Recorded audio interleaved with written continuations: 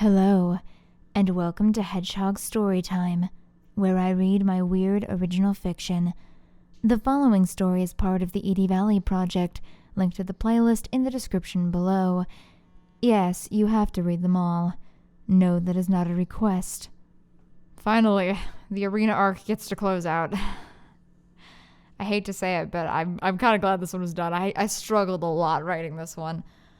I don't know why. I really don't know why. But here we are at the end, and we're barreling towards the conclusion of this whole section now, so stick around for that. And without further ado, here is Building It Up. When Cindy woke up, her hand immediately went to her neck. There was no mark, no pain. Marcell must have kept it together long enough to get her somewhere safe. Wait a second. She was an idiot. The fact that she had woken up at all was proof of that. Safety of internal fluids having been determined, Cindy was now able to turn her thoughts to the splitting headache piercing through her cranium. She felt lethargic and heavy. Hungover. That was the word she was looking for. Don't ask her how she knew what that felt like. She had been 15 at a homecoming after party. And an idiot. She was dizzy and nauseous, but more than anything, Cindy felt weak. The magic had retreated somewhere deep inside her. If she really reached, deep down she could feel it staring at her. But whereas before it had been a roaring lion, now it seemed more like a nervous house cat. She could barely conjure up enough of it to make a bit of smoke, let alone a fire. Maybe she'd overdone it a little. The magic was inside her now. She had to be responsible for it. Cindy could do so much more than she used to, but she needed to learn to hone it. Right now her body wasn't fit to handle it. Even though she gave herself several minutes before attempting to sit up, when she did so, the world still began to spin. Okay, now she knew that she had overdone it. Flopping back down again, Cindy turned her somewhat fractured attention to where the hell she was. Old light fixture with its flickering light bulb above her head, nice fluffy bed, the quiet sounds of many people around her stirring. More likely than not, Cindy was back in Viola's compound. She could only hope that Marcell was here too. She had to find him. Cindy stood, forcing herself to stay on her feet. She recognized the room now. Her and Marcell's suitcases were sitting in the corner just as she left them, and the magic circle, though now heavily scuffed away, was still visible on the floor. One foot first, then the other. Cindy made her way to the door as her vision began to straighten. The creak of the old wood swinging open echoed through the quiet corridor as Cindy peeked her head out. "Hello?" she asked. "Ah, you are awake," said a familiar, accented voice, and Cindy turned to see Viola materialize next to her. "That is good. I was becoming worried." "What happened?" were the only words Cindy could force out of her sandpaper throat. "I'm sure you would know more than me in these matters." She raised her eyebrows. "Just before dawn, I saw Lucius stumbling out of the woods with you on his back. Whatever you did must have brought him down enough that he got you back in one piece, but the man couldn't look at you without drooling. I've locked him in a bedroom for now, at least until the worst is over." Cindy frowned. "The worst?" she asked. "What do you mean?" "For someone like him, who survives off of rodents, human blood is nearly equivalent to a highly potent drug. He's gotten on an unstoppable high, as it were, and it's going to take some time for him to properly come down." "So it's not a good idea for me to see him, then?"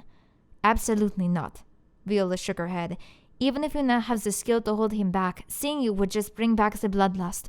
You may accompany me to his room, if you like, and I can take a message to him, but there must be no contact for a few days." "Why even let me come, then?" Smirking, Viola glanced at her wryly. "Because I know you will just follow me anyway. Come." She swept around on her heels and seemed to nearly float down the hallway. Cindy followed her a long way, past the many drawn curtains and old paintings, all the way to the other wing of the house. Though the entire building was old, this wing was significantly more abandoned and colorless. The carpets were moth-eaten and threadbare, and the curtains were torn and hung limply from the dusted-over windows. "I apologize for the accommodations," Viola whispered, seeming to read Cindy's mind. "But this part of the house is rarely used, and I wanted him away from my thralls, both for his recovery and their safety. I promise them my protection, and I cannot compromise on that." "I understand," Cindy nodded, "and I'm sure he does too." "Shh," Viola said suddenly, pausing in the middle of the hallway. "No talking beyond here. He cannot know of your presence." Cindy mouthed the word "sorry" and made a zipping motion over her mouth.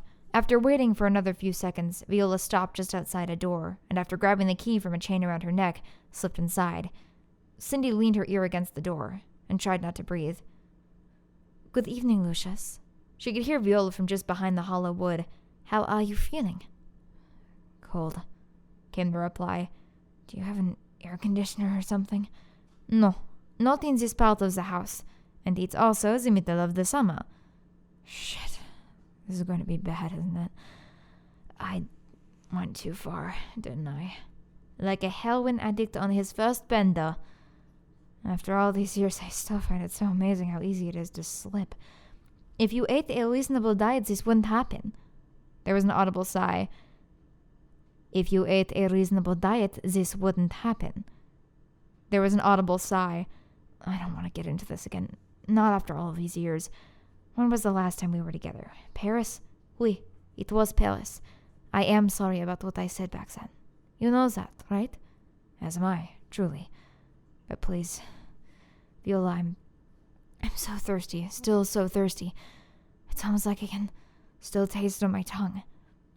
I have some blood bags for emergencies, but we're going to wean you off of it slowly. As much as it pains me, I do not think it is safe for you to drink human blood anymore. Not in the slightest." Cindy could hear the doorknob turning, but it paused as Marcell spoke again. "Viola," he asked, "where's Cindy?" "She's safe. You did not hurt her." "Good. I want to see her, but only see her for the right reason," Viola admonished, seeing right through his bullshit. "It is not safe now. In a few days, perhaps. She told me to tell you to, stop being a pussy-ass bitch and bring back her boyfriend." He laughed. "Yep, that sounds like Cindy." "You really are in love with her, aren't you?" Viola asked. There was no verbal response, but Cindy heard Viola scoff a little. "Remarkable," she continued. "My condolences. Her magic would give her a long life, but she will not live forever." Silence in the room. "But I suppose that doesn't matter now. I'm sorry I mentioned it. I'll bring you up a blood bag." She turned to the door, and Cindy stepped away as Viola threw it open and shut behind her. "Come," she said, a little more brusquely than usual. "I will take you back. This house is very big." They walked back in silence, each stewing in their own thoughts. Cindy had given it some thought, of course, how she would die and leave him all alone. She supposed it must be like owning a dog for him. You knew the dog would grow old and you'd eventually have to say goodbye, but you tried not to think about that. Of course, it was a little strange to imagine herself as a dog, and the analogy wasn't perfect, at least she hoped not, but it was the only thing she had to compare it to. Several times she almost opened her mouth to ask Viola about it, but every time she stopped herself. It wasn't Viola's problem, and she had enough to deal with. Cindy would figure it out on her own. She really wanted to talk to Lucius. But she still had to wait another 3 days before she could. And it was torture. Cooped up in a strange place she hardly knew all by herself was not fun. Worst of all, the internet connection sucked. It was just strong enough to receive messages and browse basic web pages very slowly. Of course, her mother and Tommy were freaking out about not being able to get a hold of her, and she responded to them as soon as she could. Though she made up some excuse about camping in the woods with no signal, she was sure her mother didn't believe her. But, thankfully, she let the subject drop. There was still one problem, though. Marcell's car had long been sold off. It was gone. Rest in peace, the vintage Ford Falcon. She would never forget the time spent in its front seats. Viola didn't have a license, and Ruby couldn't leave for the days it would take them to get back. Once Marcell recovered, they would need someone to get them home. Wait. Where in Satan's hairy jockstrap did you say you were? Niko asked over the phone. Like I said, in a vampire compound in the middle of nowhere, having just escaped an insane cult. I promise we'll tell you the whole story on the way back. She could hear him audibly sigh. Jesus Christ, Cynthia, you're gonna owe me so many favors after this. Thank you, Niko. Love you too. In debt for life. I'll see you in a few days then? Yeah, but in debt for life, Cindy. All of the arrangements made, Cindy had nearly nothing to do for the next 3 days. Finally, just when she thought she couldn't take it anymore, Viola knocked on her door one evening and leaned inside. He says he's well enough to see you now. She could tell by Viola's face alone that she did not agree with his assessment. He's only half on rotten blood at the moment, but if he says he's all right. Viola shook her head as she led Cindy back to his room. I suppose he's the only one who truly knows himself. I wouldn't worry, Viola, Cindy responded. I'm mostly recovered now as well. If he's not ready yet, I can protect myself just fine. They paused just outside the graying door. I believe you, Viola nodded, but I'll be right outside just in case. Thank you. Cindy blinked in gratitude. With a nervous sigh, Viola turned the key in the old brass lock and allowed Cindy to step inside. She leaned on the door as it closed behind her, quickly taking in the room. It was quite spacious and echoey. The carpet had been hastily rolled up and lay against the far wall, probably to prevent stains, for here and there along the exposed wood were splotches of blood. But it was with a heady feeling of relief that Cindy noticed how they seemed to be old, each of them darkened and peeling. And there, sitting on the bed across from her, was Marcell. He looked tired. The bags under his eyes had returned, and his eyes were once more a dull shade of maroon. He was back, at least for the most part. His breathing still quickened a little when he saw her, and she caught a small flash in his eyes, but he quickly cleared his throat and shook himself. Hi, he said after a minute. Hi, she repeated, every nerve raised. They stood there, in awkward silence, for a long minute, neither quite sure what to say. Finally, Marcell broke the silence. Listen, about all of this. I'm sorry, she blurted, before he could continue. Marcell looked taken aback. Sorry? He repeated, blinking. What on earth do you have to be sorry for? Everything you saw was because I couldn't control myself. But that's the thing, she continued. I let it happen. I could have done something, anything, but instead I just sat on my butt and waited for someone to save me. When I finally did do something, it was already too late. It certainly was not, he smiled. I'm here, aren't I? All, well, mostly back to normal. If you stayed there longer, I would have hit a point of no return. But you did it. You intervened just in time. Thank you, Cindy. You're welcome, she said. But it's all my fault, really. I was the one who gave in to temptation and made you deal with it. Are you kidding? She scoffed. I know you. You would have never done that under any normal circumstance. You would have never done that under any normal circumstances. Raz set you up to fail. He smiled a little. Well, should we just blame good old Anaxagoras and call it a day? Yes. She grinned back. Let's. Her face quickly fell, however, as a thought occurred to her. Lucius, she began, looking down towards the ground. Lucius, she began, looking down towards the ground. All those things you said in the arena, about me and... Sighing audibly, he leaned forward on the bed and rubbed his temples and gestured for her to sit next to him. Will you be all... I'll be fine, he grunted, a little sharp. Cautiously, Cindy sat down on the bed next to him. She felt him stiffen momentarily, but it only lasted for a few seconds. Cindy let out the breath she realized she'd been holding. I'm going to be honest with you now, he said. He began, staring off towards the wall. I never mentioned it before because I never thought it would be a problem, and I didn't want to scare you. But your blood is some of the most alluring I've ever smelled. I don't know if it's because you're a witch or something else entirely. And I will admit, that is part of the reason why I fell in love with you. But I promise you it's only a small one. Cindy didn't say anything for a while, just stared at the ground and thought.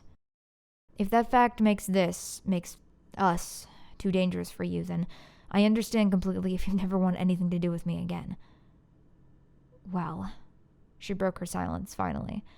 I will admit that I have thought about it. But in the end, I always come to the same conclusion. It would just hurt more to not be with you. I love you, Lucius, and that's not something I can change.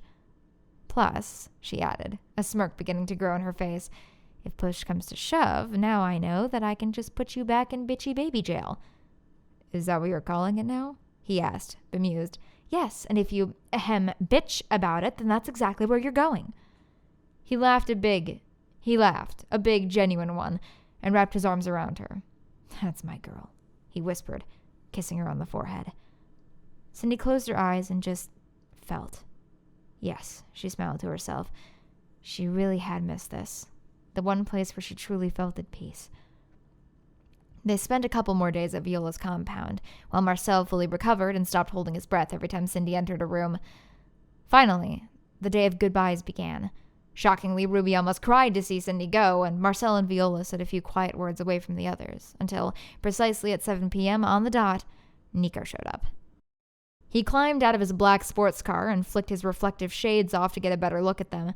He appraised them carefully, like they were a new shipment of whatever it was he dealt in these days. "Nice, Cindy," he said finally. "Good to see you holding up. Marcell, you look like shit." "Feel like it," Marcell nodded back. They hopped in the back of the car, and away they went. "So, Niko began after a minute of silence. "God, I feel like a goddamn suburban dad picking his kids up from a party. Look what you've done to me." "Please don't put that image in my head," Cindy grimaced. "Oh God, the polo shirt. It hurts my eyes." "All I gotta say," Niko chuckled, "you two better have a good explanation for all of this." Marcell managed a small smirk.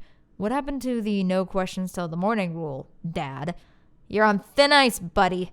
Niko turned around in the driver's seat. "I will kick you out of this car." "We'll tell you in a minute," Cindy said. "But first, what's been happening in Edie Valley?" "Well," Niko grinned at them through the rearview mirror, "it's a good thing we got a hold of you when we did, Cindy. I think we're going to need your help." "With what?" "We're going to figure out what the truth really is and how we can kill it."